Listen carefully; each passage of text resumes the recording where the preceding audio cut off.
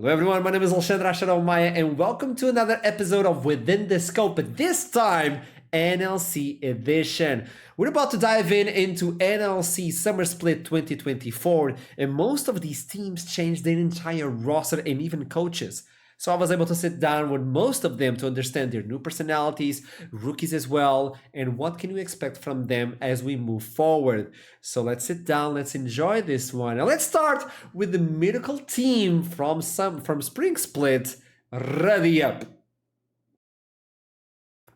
So let's start with Ruddy, Don Jake, which is a famous individual. He's the big boss of Ruddy, like the all-time top dog. He has the dog in him. And pleasure to have you also. I missed you. It was like 2 months, I guess, since we last talked. Always a pleasure. God, you said you missed me. I feel like I'm on the phone with like a former flame or something. Flirting with me already, Jesus. So I have a lot to talk with you, and I know you have a lot to answer. So let's make this short on my part. I want to understand how it felt going from nothing at all, and then landing the miracle run in Spring Split, because everybody was looking at your team like the meme team, and all of a sudden, the meme was demolishing everyone. Yeah, I mean, I think the way in which it happened was so special, right? Because I think we were just mega awful towards the beginning. I think we started off like 3-7. 3-7, I think, is when like it like we turned it around, right? That was like the breaking point where we won like God, we must have won like what 10, 11 games in a row to qualify for EMEA, and then like lost the final. But yeah, I mean, we're an organization that I felt like talked a lot of shit, and when you're punching up, at a certain point we became like we were punching down, but then we weren't backing up on competitive side of operations, right? Had like built a super roster in spring, got knocked out by a team that we beat 2 times in the regular split.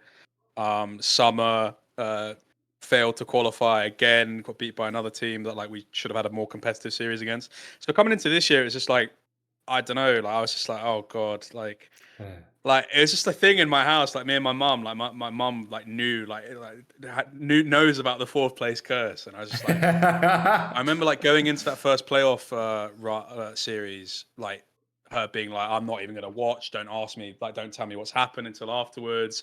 I don't want to know. And then like I remember I came out and told her that we won, and we just like had this like massive like hug, and we were like jumping up and down because we were like we broke the 4th place curse. We hadn't even qualified at that point, but we'd at least like broken the curse, you know. Because it happened. You got to remember, it happened twice, and like when it happens twice, that's your whole year. Like my whole year was ruined last year because we went out in 4th. But the fact it happened with those group of people, like young players, I've talked about it before, but like the methodology that we used with the scouting and whatnot, it was just proof to me because I was sort of like getting a little bit unconfident in myself. Like, am I bad at doing this? Like, because I think in contrary to a lot of other CEOs, like, I'm the one that directly builds the team a lot of the time. Okay, so So you the pick the fact that I was, players. generally speaking, there's a few outliers there, but like generally this split, for example, I worked with, shout out to Mephisto. He used to work at Fnatic and Vitality. He's really good crunching numbers, doing a lot of scouting, different things. Helps a few teams. He gave me a few pointers, and then I ignored some of his pointers, but also took some of his pointers. He's the one that found me Alex. So yeah, I think the fact that we did it with those group of people and the way in which it happened was just, I mean, it's a dream come true. And the fans, like, I think just electric. I mean, I think everyone saw how dominated every chat was every time we played. What's It different? was electric. I don't know if you feel the same thing, but when you get to a team like Lions Creed and like the big teams, and you're like, oh, there's the fan base. And when you were playing, it was like the family base, you know? There was a different feeling towards you from the fans. Yeah, I mean, I could see that. It's more like a community, I would say. I think we're Yeah. probably the most. I think last split was the most successful example of more of a community being built. In the sense of like, obviously, we had watch parties that consistently were grabbing in like 20 odd people. I don't think many other teams even do that at all, and if they do, they get like 5. No offense. And then obviously we had our IRL event with Lions Creed, who I'm sure Lions Creed wouldn't mind me saying had like what 50, 60 people turn up, and I think Oh, cool. 90% of the people there were for Ruddy. And I had people travel down from Wales, like north of England. There was even one guy that was potentially going to fly in from America to come, but ended up Whoa. not coming. Like, that's love, you know, that's love. That's love. So and tell me that's what we something. do it for. You get that beautiful story, and then you jump to EMEA Masters. Yeah. What happened?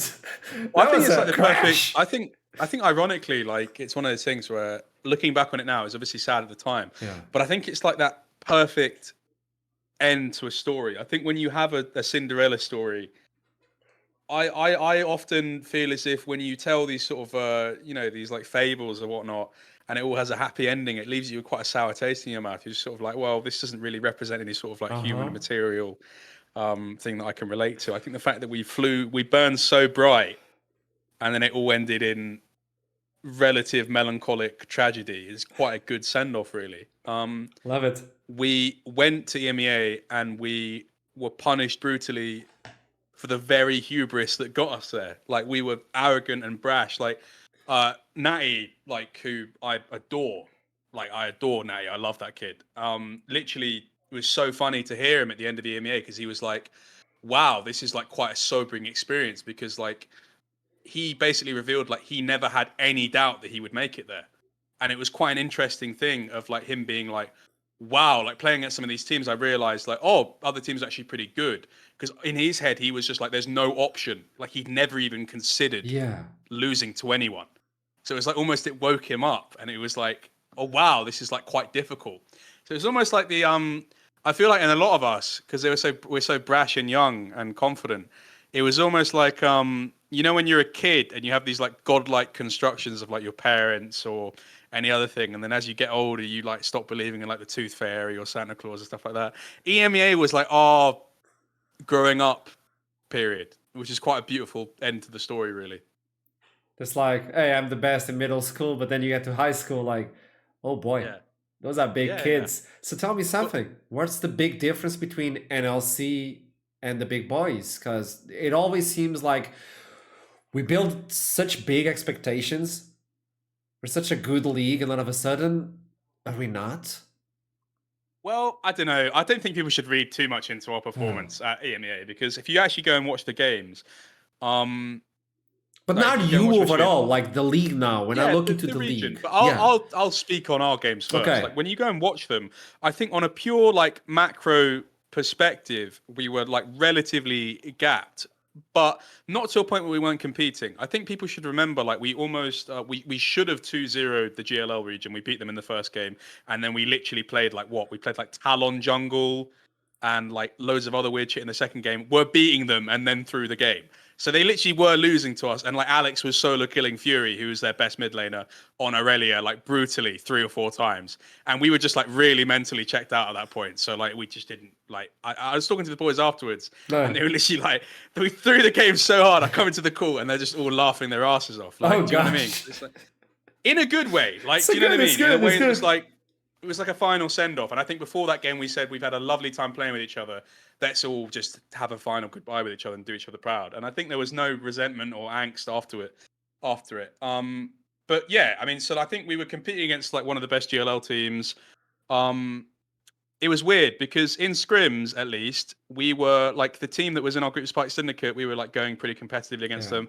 And if you watch the games, even against Nigma, like the first Nigma game, or maybe it was the second, Natty's up like 100 CS on Citrus, who's their Korean jungler. And then we just throw the game for no reason, which is like every game. We just threw it for no reason. So we were competing. I think we just showed a lot of we sort of weirdly reverted. We were a really emotional team. So it really came down to a lot of things. Basically, what I'm saying is we had an excuse. We were the youngest team at the tournament. What was Lions Creed excuse? You know, You can almost look at it like, hey, we're gonna make it to EMEA Masters. There's no option other than we making to EMEA Masters. And then you yeah, got there, you're like, so it's like a dog catching a car. What do I do now? What do I do? I have the car, but what do I do? So you said something, the idea that we're a young team, we made it, and then we said like the perfect way to say goodbye. Does this mean that the roster changed, or is it the same roster? Talk to me about it. yeah. Unfortunately, it did change. I mean, we knew immediately Oh, afterwards. And like I've already announced it on Twitter or whatever. But like, oh, it was known during the split that Silky was either potentially going to go back to school or he didn't know if he'd continue playing, but he was like pretty sure he'd go back to school. Thing with Silky, really tragic story. When he played Prime League. I think he has like a nerve injury, which means that it's like really difficult for him to play. It's like in his elbow or shoulder or something like that. I can't quite remember. So he unfortunately has like put off school because of that, and he's going back to like continue school. He's like a few years behind, and it's sort of like one of those things where it's like now or never. And he feels like if he can't really keep jutting in, because he's like during the split he was like, I'm at the end of the split now, and I feel like I'm pretty decent. Like, and it took me this long to get here. If I stop again, it's going to take me this long. Yeah. Again, so he wasn't going to keep playing. Jess Can, unfortunately, wasn't going to continue either. And then the main goal was to kind of keep that top side three together, because I just love those boys so much. Built, Natty, and Alex. Unfortunately, I think Natty basically came back to me quite suddenly and was like, I don't think I'm going to be able to play. I kind of want to. I need to go back to school. And yeah, that's unfortunately ended up what happening. It's quite unfortunate. I could see him coming back in the future. We had a little bit of an argument about it. We had a little bit of a falling out over it, unfortunately. But that's just what it is when you have two people that are really passionate, right? Like I really wanted him to play. I wanted to find a solution for him to play. I think he was pretty convinced that I would try and convince him otherwise. So I didn't want to hear it out, which led to a bit of tension. But these things happen, right? I could see him coming back. I think he sees himself coming back. I think that kid, more than any other player I've seen, is just like mentality-wise. I'll say it now, and it might sound ridiculous, but like I think he's like one of those players that I could see like being one of the only European players that can compete against Asian players at like Worlds or MSI. Because it's just like in pure raw skill, he's immaculate. He's smart, like he's very smart. Like I would consider myself to be like studious and book read. So like generally speaking, I can tell when I'm talking to a player that I'm like, okay, cool. You're pretty. He's a smart kid, and like just the mentality is just it's unmatched. Like this guy is not afraid of anyone. Like I remember, like we were because we were a really emotional team. I think maybe we went like 1-2 on the first day, and he like was speaking afterwards. Well, like no, it wasn't that. We scrimmed like a really good team, like one of the teams that went on to do really well at EMEA, like in the main bracket. And then our bot lane was just getting shagged by them, just absolutely obliterated. And I think, I won't say who said it, but like one of them was just like, I don't know what you want me to do. Like, they're just too good. There's nothing I can do. And Natty just goes, I don't want to ever hear you fucking say that again unless we're playing against Gumayushi and Keria. Like, there's no excuse. These guys are human and they're on our level. We're playing in the same tournament as them. So it's like when I heard him say that, I was like, cool, you've got like what it takes to do this mentality-wise. The mentality and he's got what it takes to do it if he wants to do streaming, if he wants to do anything in life. I really like that kid a lot. But if he's out, who's in? Who's in? We've got a guy called Kit Rurukan. He actually played on GSHMS, like GameSpace, MCE. He's a Turkish jungler. I just got a Turkish jungler to appease Alex, so he's got someone to speak to. There's a little bit of a meme. There's a little bit of a meme at the org that like Alex is like the secret CEO. He's like, sort of the manager. You're only the manager after all. I am actually the manager. No, but Alex, there's a big meme about Alex, how he like just whatever he says goes. He's just he just told me I want Turkish jungler, and I just yes, Alex. So new faces. What do you expect from Summer? New faces. Bill and Alex are the only ones back. Gosh! I've kept the solo laners. But we've got a familiar face, a former NLC winner in the AD carry. Mr. Nata is back from X7. What? Yeah. Already? He's back. Oh boy. Yeah, Nata, former NLC winner. I mean, that's the kind of pedigree that we attract at this organization. Ooh, he's very good. Okay, he's very good friends with Bill, so he wanted to play with Bill. It was something that I knew going back. They had a little bit of synergy there. He brings a lot of experience. He was the rookie on X7 and was kind of like brought into the fold by Kasing. Kasing taught him a lot, and now he's back and he's pairing up with Alaric, who's a 1200 OP Swedish Zach OTP that I'm training into the support role. He's been learning new champions. Okay. And Nata's kind of doing for him what Kasing did for him 2 years ago. So yeah, it's an interesting squad. Expectations then. Expectations. I gotta be honest with you before you talk. There's no more Miracle Run. That is over. Like your Miracle Run cards is expired. You're no longer the small dog. It just depends how many family members I'm willing to sacrifice to the NLC gods. Do you know what I mean? I understand that. In a purely Illuminati way. Like, let's just say a certain cousin of mine might have gone missing last split. Nobody knows. No, but the idea is now people expect a lot from you. I think so. But the thing is, Uh, what you always have to remember about me is I'm a thrifty motherfucker. Like, and like I know. Regan and Harry, even more so than me, the other owners. Like, I build rosters for as cheap as I can because I understand that we need to stay sustainable. I'm not like Lions Creed where I can just, call up a Korean agency and just be like, give me two of your fucking whoever. Let's win the league. Like, give me, Ji Sung Pike and fucking whoever else. Um, no, I've built a relatively thrifty team. It will Yeah, probably be one of the cheaper teams in the league still. but still, it's ready. But still, for me, expectations are to compete always. Okay, let's see as we go through this play. You know something really interesting? I'm gonna end up with this one if you allow me. I remember in 2022 when you got to the studio and you were at the desk on the guest on the desk, and then you told us, "Hey, I have an idea. I want to make a team." And everybody was like, Donjay, okay, it's gonna be a memeable team. It's gonna be something like for third division or even like on community level. Look at you. Yeah, yeah. Look at you. Stars are made. They're not born, right? I mean, the funny thing is about that is it did end up becoming a Division 3 meme team, and we just got absolutely rolled in Div 3, if you But remember. Well, it goes to show you the power of money because we gave Eminem some money and then we ended up in Div 1. And it there goes to you show go. all you silly sods out there, like Lundqvist Lightside, all of you guys that had to slave away in Div 2 promoting. Money talks, baby. Money Pay talks. to win, my man. Pay to win. Pay to win. That's Thank you what we so do. much, Don Jake. I hope to see like your team shining again, and let's see what happens in the summer split. Absolutely. Thank you so much. So now we jump into Nord, and I have the coach, and I hope I pronounce this as supposed, Stergios. Correct. Ah, Perfect. got it. What's the language, by the way? Stergios comes from what language? It's a Greek name, like mostly ancient Greek, but it's combination of like my two names because I'm called Stelios and George. So I made it Stergios just so it keeps the Greek, I'll never tone and forget level. about it. I'll never Yeah, forget about it. So Stergios. yeah, Let's talk about Nord because let's start with Spring Split. Amazing mhm, team, of course. amazing roster, the organization, the Phoenix Rising, and then it kind of burned out. So can you give me a hint on what happened in Spring Split? Yeah, so we started really good, I would say. Mhm. We have really consistent names, Mirbs coming in and Warzy as the core of this team, with Nile as a great pillar, right?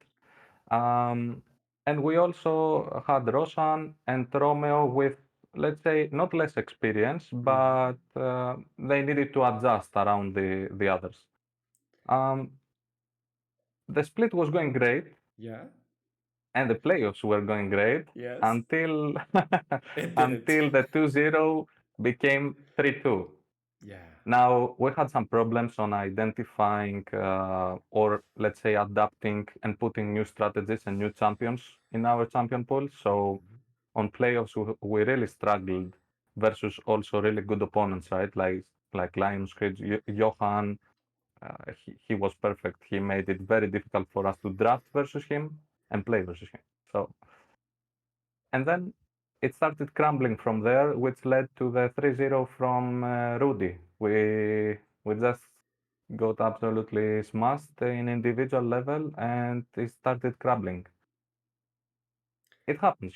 It happens, yeah. Obviously, Yeah, this is why I want to look into the past because we learn a lot from. I wouldn't yeah, say we did mistakes, but I would just say we learn a lot from things we didn't achieve, so we can achieve further on, so we can correct them. And exactly. it's really interesting because I'm talking with you. You're one of the few that is jumping in from one split to the other one as well. So in terms of Hmm. coaching, this is really good for you because you understood what happened in spring, and now you can readjust or just adjust towards summer split, right? Yeah, I mean, this is Nord. I believe Nord does a really great job on PR, Mm-hmm. and they try to keep me and Memento also. We will be working together, and we will also keep two of the previous members from Spring Split, Okay. which I mean, I can say it's Romeo and Nile, Okay. but yeah, we are keeping the support, the two ends of the map, right? Support and top lane. We want our core to be the same, but what we believe had an issue on Spring Split is we didn't have raw talent, right? We had stable players, but they were at a certain level with a certain knowledge and a certain playstyle. We didn't have this wild factor like Venom Crest did, for example, with Painful, or like I don't know, Rudy had with Nutty Nut, for example, like doing all these plays and build. So we wanted some of those, right? And that's why we took Hunt and we took Ecstasy, and yeah, we bring a little bit of more firepower and a little bit more of instability, right? But that's what us coaches do. We try to stabilize. So we will try to do that. So yet again, from what I got, because we're recording this before the announcement, so I'm kind of getting the Yeah. leaks, which is really interesting. Yeah, you do. So what I'm getting from this new team is we still have those stars in Nord. But yet again, when I look into Spring Split, I do believe we had 5 stars, even with Romeo, for instance, not having as much experience, but he was a beast. He was one of the MVPs back in the day. My question to you is, you have the stars, but do they align themselves to make a constellation, or do you believe they're working by themselves? You mean last split or this one? Last split in Spring Split, Last but split, now in Summer, do you think the stars are aligned? it's always hard, to reply to this because I don't think everything is aligned 100%. Yeah. So last split, we had some issues on aligning, as you said. That's why you didn't see insane versatility from some players because, they couldn't each other align with a certain play style and that certain champions brought as well. I can say that, for example, we had other junglers that we could have brought out, but we didn't because we wanted this playstyle to be our main, having Warzy and Mirbs on the carry, which is the case as well now. If you give a team time, I believe you can, in, I don't know, 3, 4, 6 months, you can have different playstyles, like having farming junglers, having utility AD carries, etc., etc. But since we try to win in a very short amount of time, we have to minimize and minimize and minimize. And yeah, this time the stars are aligning a little bit more in terms of individual level, but in terms of team level, we have to put a lot of work as coaching staff.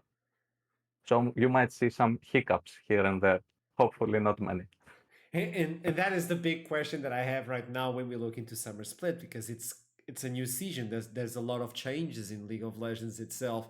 So not only for the players, they have to adjust to a lot of new gameplay or new play style, but for you coaches and the staff, it is ridiculous. It is really hard. You have to adapt everything that the players need to meet in order to get to your expectations, but also to the play style that you want to implement inside of the Rift. So, how hard is this shift coming in from Spring Split to Summer Split?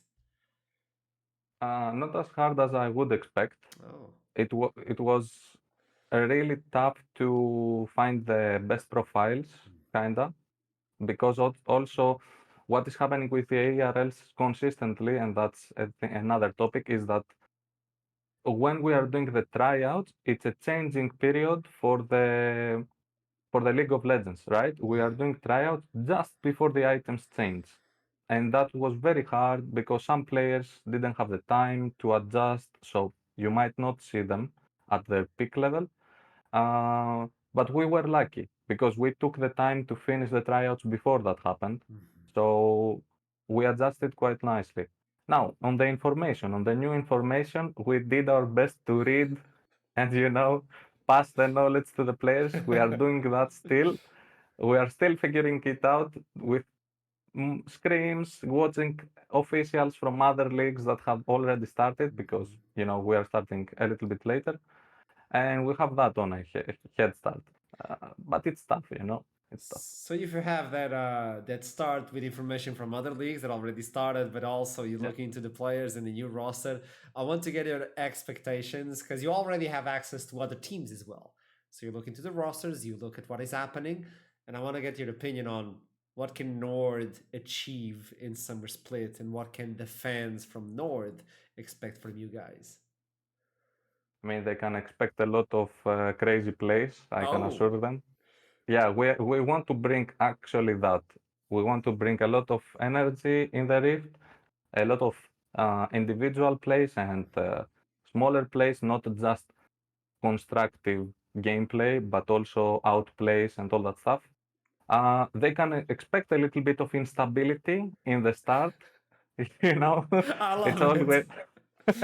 it's always like that. It has been when you bring a lot of young talent and a lot of fresh blood. They tend to do some individual plays, but we coaches we will try our best to stomp everyone and take top one because this is my goal. This was my goal last split, and we will try to make them more constructed so they can offer individual, spectacle to the outside, but also have a constructed gameplay so that we don't feel like last split that we were we were waiting 35 minutes. Are we gonna win? No, yet. Exactly, the 35-minute, the North time. Now, this is specifically for you as a coach. I used to be a coach back in the day, and when you believe in new players and you bring players with not as much experience as other players that you have in the team, you can expect a lot from them. You can expect that instability, but raw power as the League of Legends player. But don't you also get that feeling that you're making a team like a Powerpuff Girl, everything is going aligned on the construction of the team, but there's a little bit of a blood, like a drop of blood of solo cuteness. Yeah, Don't you exactly. The get solo that? QNS. Yeah. That's Yeah, the if you hint, can say right? that. Yeah.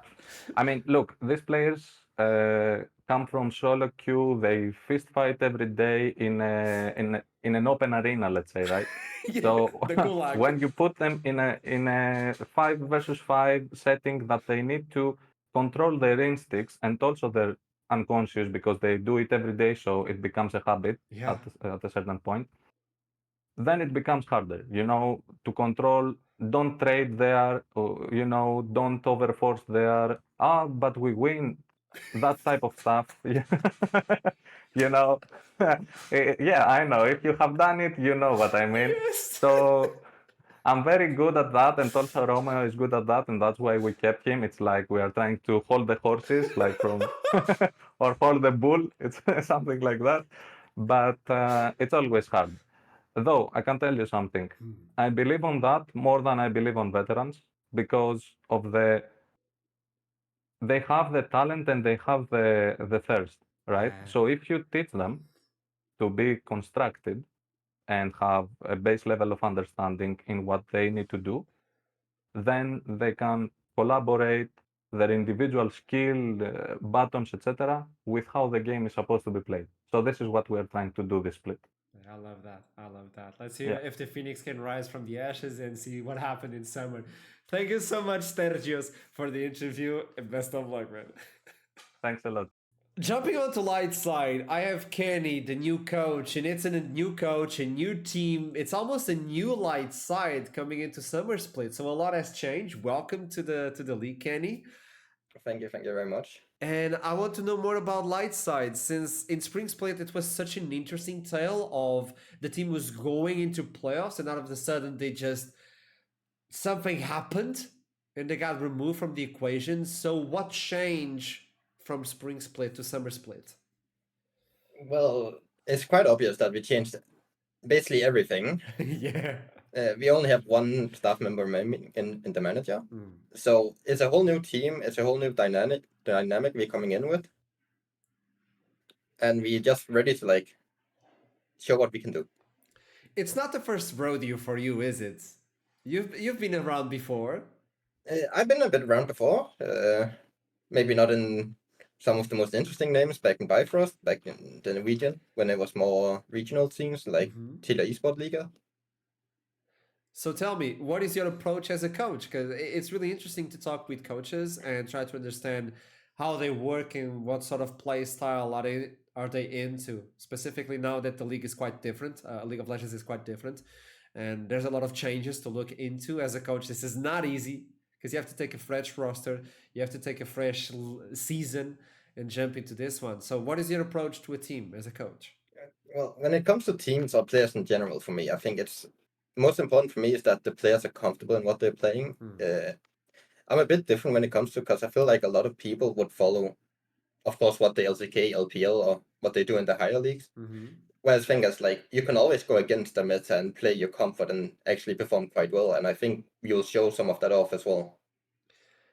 So, do you prefer as a coach to look into a player and say, "Hey, I'm comfortable playing this sort of champion," and you're like, "Okay, let me see what I can cook with your preferences," or do you go more into, "Hey, we need this because of meta. It's quite important for you to play." Let's imagine it's an R meta, so I really need you to play Gnar or anything that can counter or sort of counter him instead of what he likes to play.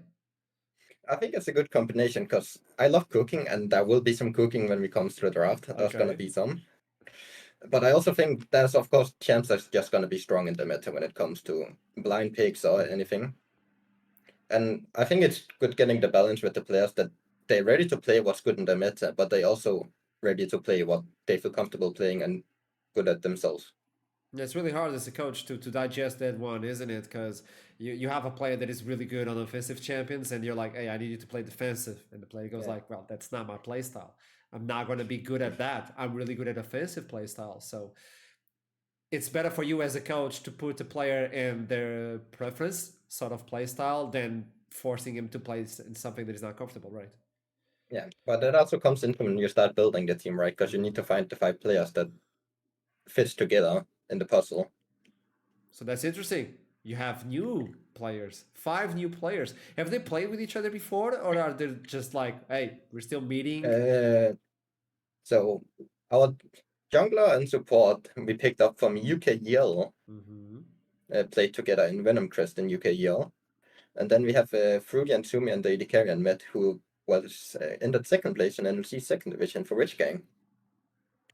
So And there's then some our sort of synergy, right? Yeah, we have 2 synergies, and then of course the top laner's left alone on his island. We picked him up from the Greek second division. Always. Always the top laner. So if you had to describe the team, like the new light side composition, how would you approach? Like, how would you tell me as a new fan of the new light side, what can I expect? What will I be seeing? Oh, I can say we come in as an unorthodox team, and we will surprise everyone. How so?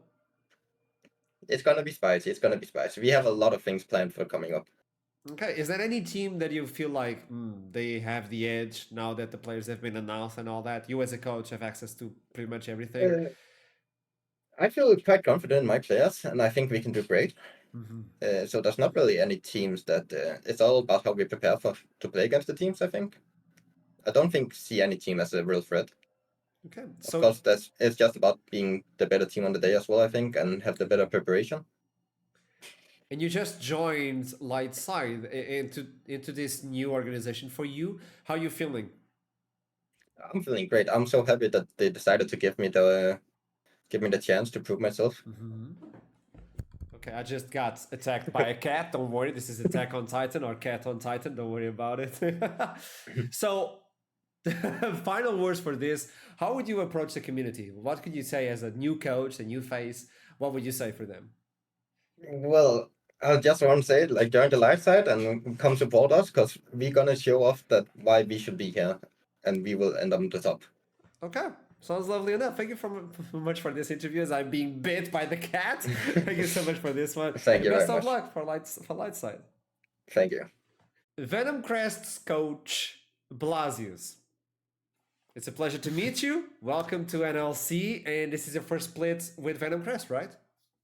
Yeah, it's my first split with Venom Crest. I'm not actually the coach to give back this role to Godot. Godot is still in the house, but I'm helping the team, especially about scouting. I built the roster mostly, and yeah, I help to go as well to create this environment to help players to develop themselves and all this stuff.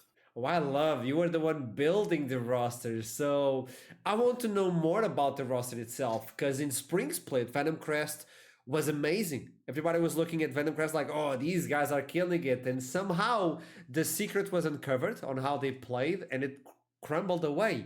So what's the new roster for Venom Crest? Big changes, tell me.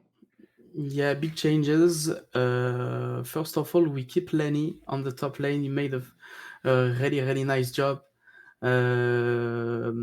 So we still trust in him, and he trusts as well in the project. He keep doing it, so we keep with him. And after, it was like a one split project. To be fair, it was really low budget, so we committed on them for only one split. It Yuko asked me because I wasn't in the business still, but I was aware of this.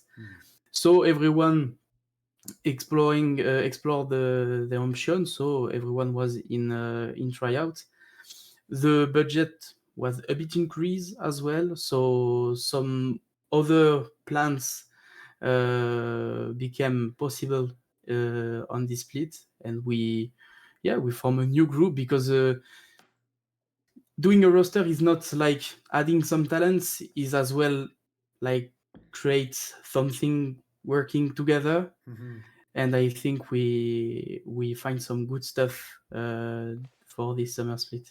So tell me how you made this new roster. How did you cook? And what can I expect from this new roster? How I cook, I will keep some secrets for sure. But yeah, the main priority is to focus on the jungler. So we test some stuff with Zubach. Zubach had some good opportunities as well, and we decide to commit with Teokax. Teokax, really talented French jungler. He made a good job in third division last year, and he was in a good way to smash this league again this year. So we use this split to give him a shot. And after this, we tried some combination, some combos with him, and we committed on Fierce mostly. Even if Painful was a really good option, and he made a really nice job, and I'm really happy to see him still in the league with natives, if I'm not wrong. Fierce and Theocax just connected really well in tryout, and we decided to commit on him. To be fair, if I'm not wrong, because I wasn't here in the spring, Fierce was still in tryout for summer split, for spring split, but he decided to commit in Spain, in Spanish league.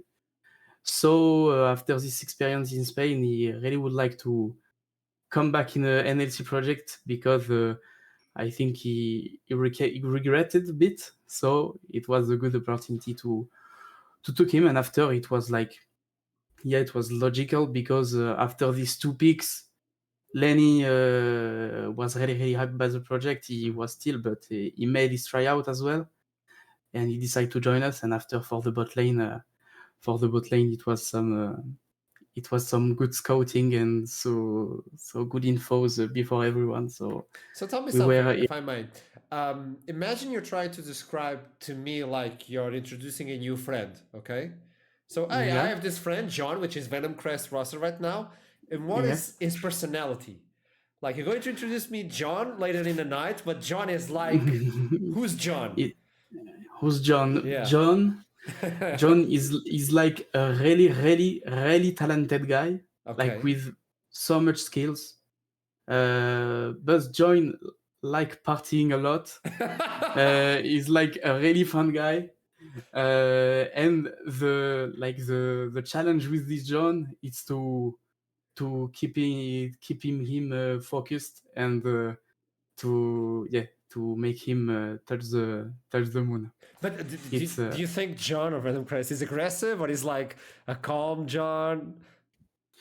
I don't know. I think it depends of the situation. I think it depends of what he's doing, of the season, to be fair. But overall, John have a lot of resources. I think he will do some great stuff, but John have to learn how to manage himself. Okay, John can go a little haywire out of a sudden. Yeah, exactly. I like John. So when you look into the other members at the party that are going on to this summer party, which is like 2.5 months, how do you think John will handle it? Like, do you see John on the top of the class, or this is a weird interview? I love it. Honestly, I think John will make a good stuff. I think this roster will popping off. I'm not worried about it. Everyone knows the importance of the summer split in esports. They are mostly young players. I say mostly because they are not. There is someone in the classroom has some experiences, and we will need him during this year. But I think the talent is here. The how we commit for this summer split in terms of how some players manage the environment, how they committed on esports right now. I think it's a good moment for them to work, like get it like a work. And I'm sure this roster will popping off, and the objective is clear. The objective is to get this league, because during the spring split the talent was here as well, but it was the roster was full of youth, and these kind of players had some stuff to learn about how to handle the pressure. We saw it in playoffs, and now it's not the case anymore. We have some experiences in the league, in the roster. We had some talent. They're focused on this summer because for most of them, this summer, if this summer goes good, the next split will be like really, really interesting for them in their career. So we will see. But I'm really, really confident about them, and I'm sure everyone is on the same page for this summer. I like this, Blasius. Let's see what you cooked with and how they performed during this summer split. How's John gonna handle the competition? Thank you so much for your time, and I see you soon, I hope. Yeah, maybe I will come see you after some officials during interviews, because John maybe sometimes goes crazy after games, so and nobody maybe can find John at the end of the night. Nobody knows where he is. So we will see. It depends of the mood, but there is chance we will see another time after officials. DMG, I have the new coach, Kaibet. How you doing? How's it going? Yeah, I'm doing good, thanks. Pleasure to meet you. And I was studying you a little bit, and I saw you do a lot of stuff. Can you introduce yourself so the entire league understands who you are? Yeah, so I guess at the moment, one of the main ways I guess a lot of people know me is there's kind of two ways. Obviously, one is I'm a full-time lecturer at Staffordshire University. So I actually lecture on the esports course as a bit of a kind of industry influence to try and kind of make sure we get the right people in front of the students and make sure they get that real experience of what esports is actually about. Then I also kind of do a lot of projects, a lot of kind of behind the scenes stuff, really, with a lot of kind of different companies on things. I run an academy as well. And now I'm a head coach of DMG in NLC Div 1 as well. So let's talk about that one, because the MG was not on the good spot in the spring split. And obviously, when you get that invitation, when you join the team, you're looking, well, this is the team that, let's be honest, took a beating. How can I work from this one? So let's start to look into how you got into the team and how was it to accept the invitation as well? So I think that's probably a great question. One of the things that I think is important is I've spent kind of a lot of the time of my time, I guess, in the esports scene, working a lot in the kind of developmental leagues, like working to kind of develop new players into the pro scene, get orgs in, stuff like that. I didn't originally have a massive aspiration to go to Div 1 because I really wanted to still be within that development system, and I still wanted to really have the kind of agency to produce new pro players and elevate the region and kind of highlight the players that maybe other people aren't highlighting. And then I got an offer from DMG, and obviously with them having such a heavy focus on developmental leagues with pretty much a team in every region of NLC, I decided that kind of fit what I enjoy as a coach and what I want to do in esports as well. So I thought that it was kind of perfectly aligned for me to move up to Div 1 and kind of set those kind of systems and kind of process how the org would turn from that last place spot to a org that could potentially contest the top spots, really. Interesting, because you're talking about like investing on the scene and working from for new talent as well. And my question to you is this a new team? Anybody staying on the team? How's the roster so far? No, so I'm fairly certain I am certain it's an entirely new roster. So it's been built up from scratch. We spent a long time. We started development quite early into the kind of into the year to have enough time to develop the kind of players that we thought could potentially fill the role that we wanted, so we could give them a bit of development to see if they could reach that role, or alternatively, players that kind of slot into the vision that we have for the team and the meta and the kind of read on the game at the moment. So we kind of started from fresh. We did an extended trial period, and from there, I think the amount of work that myself, but more importantly, the entire team, we have a fairly big staff roster, I'd say, especially with all the regional teams being able to have influence and kind of have a say at the table as well. So we've got a lot of different minds working on it at the moment, and I think that's probably one of the standout things about the systems that we're putting in place that I think will really give us a massive benefit to being able to develop these players so that they can give their best shot and show kind of what they're capable of, really. We know that DMG is that team that likes to invest in the community, likes to uprise it, like goes to the roots, water the roots, and then see the flower. And when we're talking about a new team, an entire new roster, this is going to be interesting as well for the casters, for the community, for the viewers, everyone. But do let me know, where should I be looking for this team? Specifically, we usually see like, hey, take a look at the mid lane or the synergy between the jungler and the mid lane. And I know the meta right now is kind of, let's call it interesting or sadistic. But when I look into the new DMG team, where should I be looking for? One of our standout things is that we don't necessarily want to say that one player is above another. We have 100%. Developed a system where each player is kind of on an even playing field and they all get autonomy in one way or another. We have kind of developed a system where we are finding the best out of each of the players and trying to kind of elevate that and highlight that as much as possible. So, for example, we have Bucci in the top lane, who is an absolute rock in the in the top lane. He's just such a consistently solid player, and he brings such an amazing energy as well that it's really good for the team. In the jungle, we have Bitzer, who is a bit of an up-and-coming jungler, who is incredibly talented. We picked this guy up, and it was just performance after performance. He really did put in absolute work, and even behind the scenes, he's been doing a lot. In the mid lane, we've got Scatterot, who is absolutely cracked, to be on words. This guy is so insanely good mechanically, and he's such a powerful carry that we managed to pick up for our team, which is very, very exciting. And then in the bot lane, we have the duo of Namix and we have Snabby. So Snabby is actually a player that's come up through the development system. He was in Div 1 SOL. So he's kind of a good example of a player that has come up through this development system, and now we feel he is in a position where he's ready for the NLC and he's really kind of hungry to show what he can do.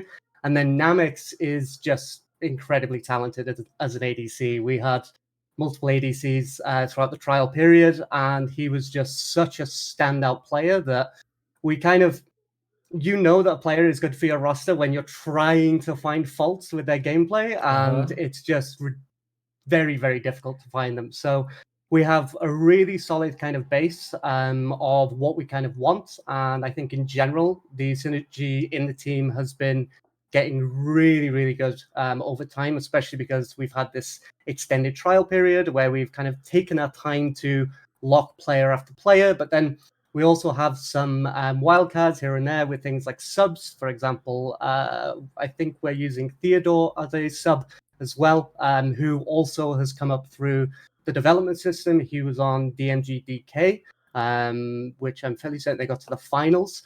So he's incredibly talented as well. And it just really showcases that we really believe in being able to highlight players that are very good and maybe underrepresented and really kind of give them that space to show how good they really are, and then kind of go from there. So when you talk about that ladder that they climb in order to get to the team, my question is, did any of these players played with each other before, or are just they getting to know themselves right now? Because the synergy, is it there? Is it still building up? Do you see that as a possible flaw as we go through the beginning of the split, not the middle of the split? Obviously it will grow into each other, but did they play before with each other? No, so they've kind of come up individually. We did have a lot of kind of trials with a lot of the development players, stuff like that. We wanted to make sure, though, that we weren't just putting players in that Div 1 position just for the sake of it, just to kind of say, hey, look, we're developing these players. This is amazing. So we wanted to make sure that when we did choose those players, we chose the right ones that were actually in a position where they could grow into that NLC Div 1 spot.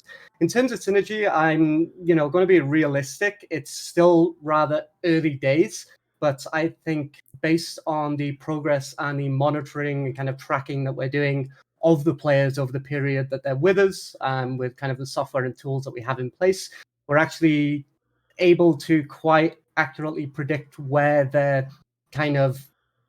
peaks could potentially be, and then we can just work primarily on kind of facilitating that as much as possible. Now, obviously, that doesn't mean to say that it's 100% going to be successful. There's a lot of different variables to take into consideration, and again, there's a large amount of time between now and the end of the season that we can continue investing in them and putting those resources. But we have multiple strategical coaches, and also we have our analysts, and I step in as kind of head coach as well, just kind of oversee the project and make sure that everything's functioning how it should, to just get the best out of the players possible. And we're going for as high as we possibly can, but our main metric is how they've developed over this kind of split.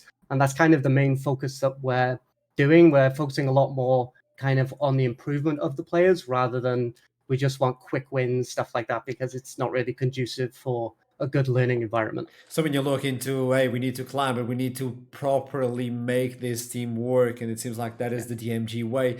My question to you is, do you feel any sort of pressure coming into the summer split? Obviously, on the spring split, DMG stayed in the last position. So do you feel any pressure, or do you think the community will not be expecting anything from you guys? So anything that shows up is like, hey, this is reward for the work we've done. I know last split it was not that good for DMG, but now we're just kicking as much as we can. So take your time to like us.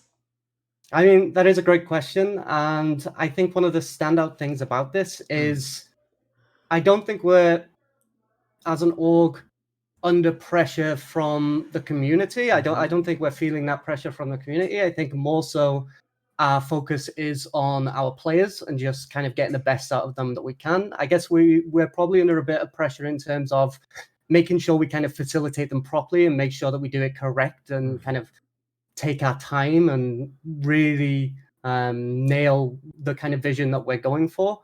But I think the pressure is more so just making sure that we develop as an org and develop as a team. And that's kind of the main focus for us, is our 5 players are going to be the most important people for, our split. So we're putting a lot of resources into basically just allowing them to shine in certain angles and giving them the opportunities to show what we see in them.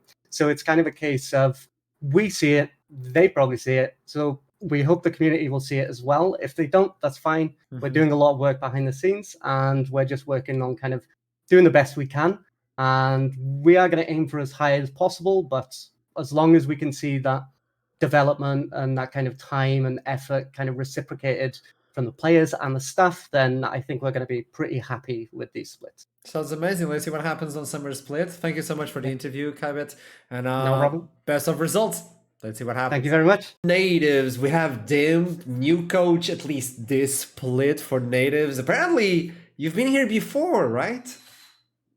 Yeah, I'm a bit of a returning face to Natives. Obviously, I helped this team kind of get off the ground back when it was first founded, through the Danish leagues and through the second division as well.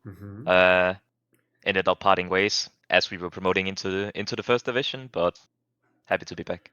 So you're back, but now you have a totally different team. I was looking into the players' announcements, the roster announcement, and it seems like Natives also changed their players. Most teams change their players. Can you get me at least an insight on how this team was built up? I mean, I think to look at how we decided to build this team, I think if you just look at how Natives was performing in Spring Split, it was obvious that there was a need for change. And without, really being involved with what happened at the end of the split, it kind of seemed like everyone wanted to part their ways, and the ownership at Natives kind of wanted to have a fresh start as well, or I guess at least a fresh restart, right? So I was very, very, very happy when they decided to reach out to me again, kind of getting the opportunity to prove myself in the spot that I kind of earned way back then. So yeah, and then when it comes to building this roster, I personally like, at least whenever I'm going into a new organization, to also kind of have a clean slate. So I wasn't really looking at any of the former players, to be honest, and kind of wanted to build the project from scratch again, as I feel like that's a bit of a better starting point, especially when you're kind of the staff is new, the players are new. You kind of want to try and avoid too many synergies already, so that there aren't like any cliques forming and stuff like that. Yeah, kind of just almost like starting in a new school, right? Yeah. Everyone kind of has to get to know each other again and get these basic understandings of the game. Jumping back into what you said, like I like a new slate, and you like to build a new team. As a coach, how would you define yourself? Like, what is your mental process working with the team, specifically from scratch as well? How do you do it? What defines you as a coach? What can you expect you? Yeah, I mean, I think it's hard, right, to compare yourself to other coaches in some sense, because you don't really get the same experience working with them as someone from the player perspective does. I would say where I especially succeed is I believe I have a good general understanding of the game. Also having just played it a ton myself, and having worked with many different teams and had the opportunity to work alongside coaches and players who have made it even further down the line, right, all the way up until LEC and LCS. But I think where I especially succeed is I think it's easy for a lot of people to kind of get caught up in this whole everything needs to be perfect mentality of League. And it's about every single math needs to be correct. And if you're building wrong, you're like trolling. And if you mess up one thing, then you might as well start over. Or I don't know. I like to take a bit more of a casual approach, I guess, in that sense. To me, it's important to recognize that this is a team game.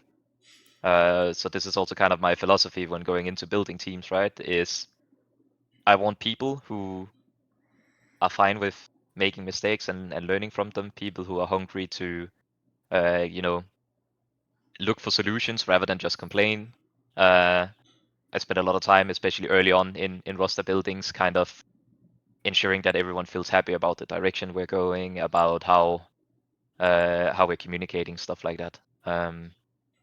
I kind of, in many ways, I try to lay a very nice foundation of a healthy working environment before we start going into these I almost want to call them LS takes about having to min-max absolutely everything, and this draft is so bad because you didn't pick this specific champion and you could have picked this insanely niche pick. And it's like,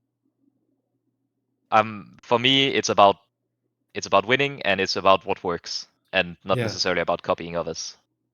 It's not only about the meta, specifically now that the game changed a lot. So not only you as a coach, you have to build up a new team, you have to look at an entire new roster, you have to look into a new league as well, because like all the players change. So everything is different in everything. And then you look into the Summoners Rift and it's also different. So when I look into Native right now, then can you tell me what can I expect from this new team? Tell me what sort of personality, because I know your personality now because you just described it. But what can I expect from the new roster of Natives? Oh, I think you can expect a couple of loud people. Loud people. To be honest, yeah, I'm telling you, after a scrim block, even if it goes well and we're progressing nicely and learning from it, I'm still just sitting there afterwards completely exhausted because I don't know, these guys have so much energy, honestly, and I think also part of the reason why we ended up bringing them on, right, is they're super hungry. They're very creative.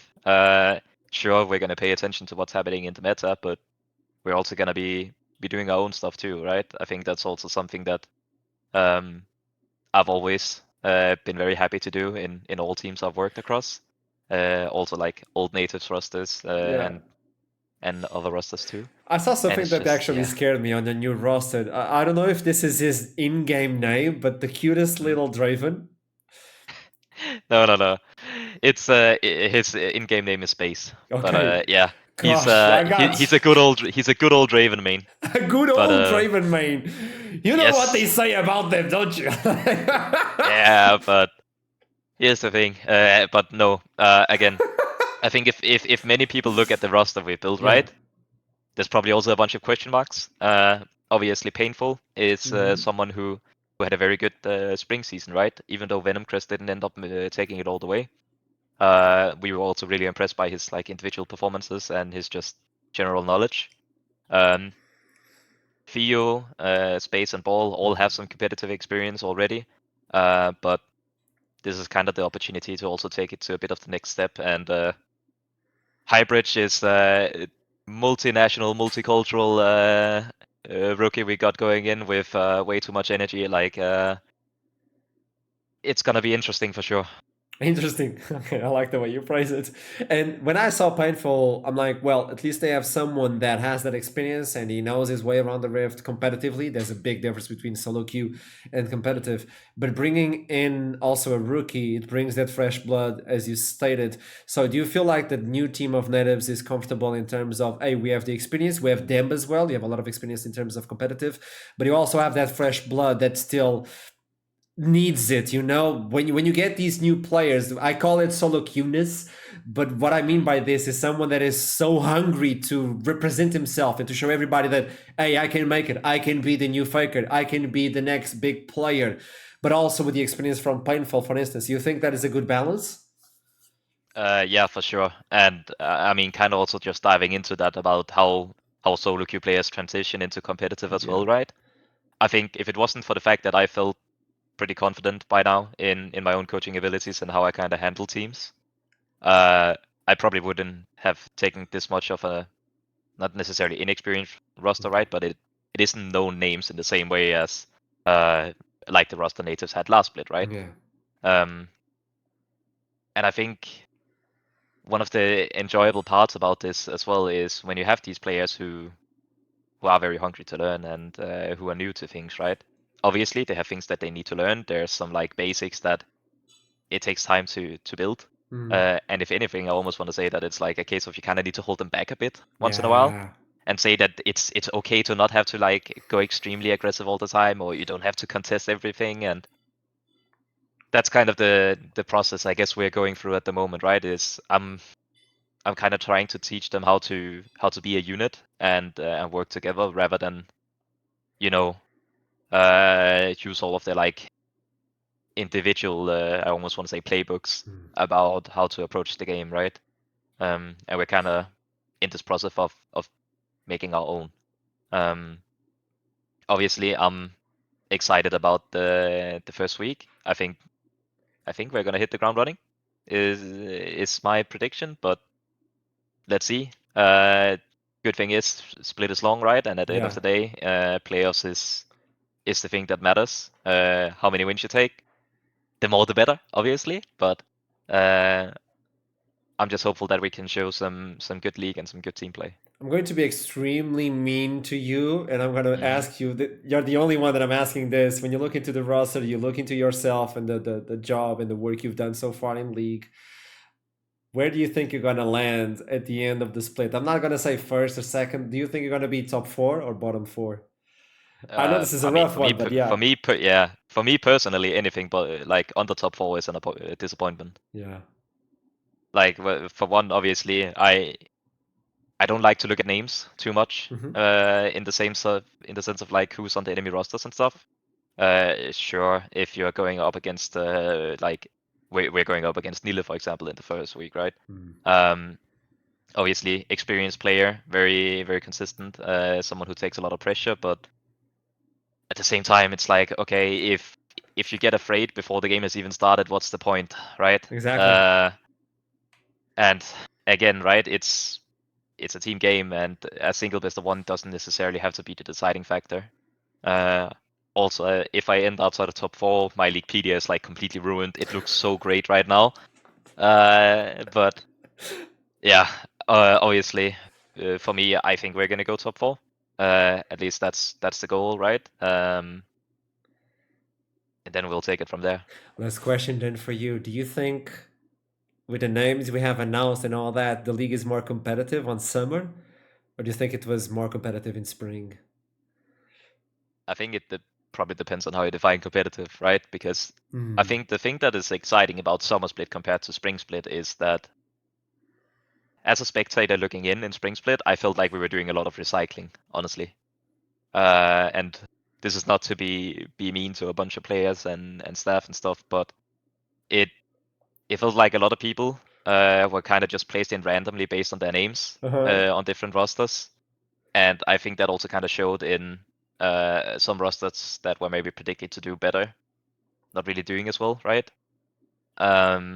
Whereas for this split, there's a bunch of fresh blood. Yeah. To put it lightly, right? Like it seems like everyone got a bit inspired to some extent about Roddy, kind of going a bit back on how to build their rosters. Yeah. Even though I think that Roddy roster was also a bit of a question mark. They really got saved out by their coach, I think. But I mean, if you just look at results, they were doing horrible the first couple of Yeah, weeks, they and then he were. came in and kind of saved it. So again, right, I'm excited to see if this new blood is going to result in. It might result in a bit lower quality games to begin with, but I also think that a lot of people are feeling like they're finally getting their chance. And from that, obviously, competitiveness can arise. I mean, even if you looked at last split, right, there was a 3-game difference between second and 7th. I wouldn't be surprised if we ended up in a bit of the same situation this year or this split, with like teams kind of trading back and forth a little bit. I don't feel like there's a definitive favorite in the same way. Yeah. Like Lions Creed was in spring. When I look at it, like I saw a lot of new names and I started studying them, and I'm like, hey, this is a new movie of Hunger Games, NLC edition. Like everybody is really hungry, so this is gonna be a bloodbath, but this is also interesting for the scene. I agree with you. Thank you so much for the interview, Dan. I hope to see what Natives is going to bring into the split. Summer split is really important for everybody. So I know you, I've seen your work. Best of luck, and I know you got the skill. Thank you so much for this one.